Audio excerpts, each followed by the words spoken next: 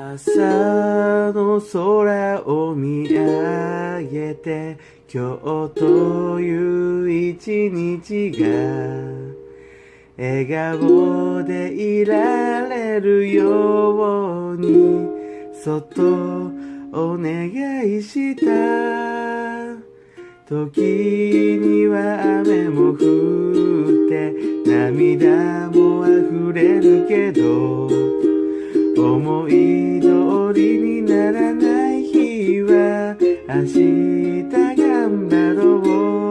うずっと見てる夢は私がもう一人でやりたいこと好きなように自由にできる夢人生は紙飛行機願い乗せて飛んでゆくよ風の中を力の限りただ進むだけその距離を競うよりどう飛んだかどこを飛んだのかそれが一番大切なんださあ心のままに365日